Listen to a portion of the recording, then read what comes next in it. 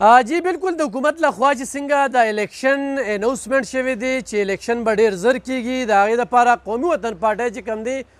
د ضلعو په کچه باندې باقاعده د کمپین پرانیسته کړې ده او نن په 400 کې به د زیم یونین کونسل نه د دغه الیکشن کمپین آغاز کیږي دلته کې چې کومه جلسهګاه جوړه شوې ده نو دغه جلسهګاه چې کوم مشري کوي جانزیب خان اجمل خان نو دلته کې ټولې تیارۍ مکمل شوي دي آفتاب احمد خان شیرپو او سکندر حیات خان شیرپو به نن دغې جلسې ته خطاب کوي راتلونکي لایحه عمل به ږدي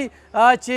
منشور یې څه دی او خو چېرې کامیابي ترلاسه شي نو دې علاقې له به څه کوي دغه جلسې د خلکو ډېر په جوبند کې دي او ځای په ځای تیارۍ روانې دي کارکنانو په خو جلسهګاه ناوې کړې ده خپل خپل پلیکسونه یې لګولي دي جنډې یې لګولې دي نو دغه شانتې چې جلسهګاه ته د مین روډ نه راځي نو ځای په ځای جنډې بینرې دا باقاعده لګېدلې دي او دلته کې په زرګو کرسۍ په دغه جلسهګاه کې ایښودې شوي دي د پارکینګ دپاره بندوبست شوي دي سکیورټي دپاره پوره بندوبست شوی دی ټریفک چې کوم دی نو ځای په ځای تعینات شوي دي او د ضلع انتظامي لخوا ورته هم پوره چې کوم دی نو دغه جلسې ته نظر شوی دی نو دلته کې دغه کومه سهر نه چې کوم دی نو باقاعده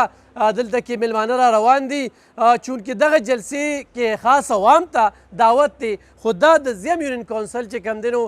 نن باقاعده جانزیب حاجي صاحب چې دی یو ځایي خانداني کس دی او هغوی نن د دغه جلسې دپاره دا ټولې تیاری کړي دا ټول بندوبست کړی دی نو هغوی ته هم دغه خلک ډېر اوږې ناست دي چې د هغوی سره یو ډېر ښه تړون دی د خلکو نو خبرې اترې به د جانزیب حاجي صاحب سره کوو چې دغه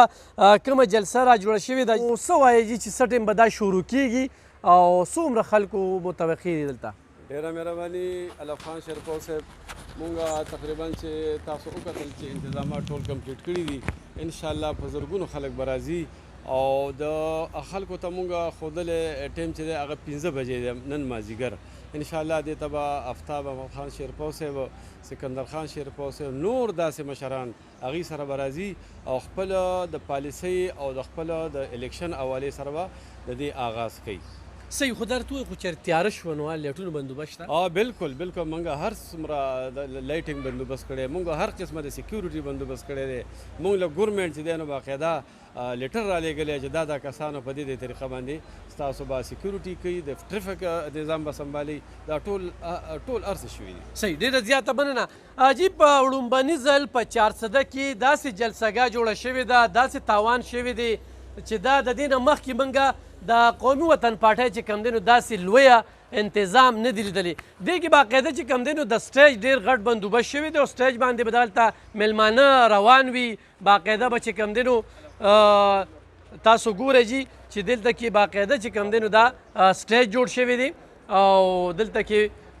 به شیرپو خان چې کوم دی سکندر خان به ناست دي او د دغې جلسې نه دوی مقصد دا هم دی چې د ورکر څه قسمه داسې سوال وي داسې خبره وي نو هغه خو هم د شیرپو خان سره ملاویدی شي او بلکې په جار چې کومه دا ګیله کولی شي نو د ورکر او د لیډر ترمنځ هغه فاصلې ختمولو دپاره چې کوم دی نو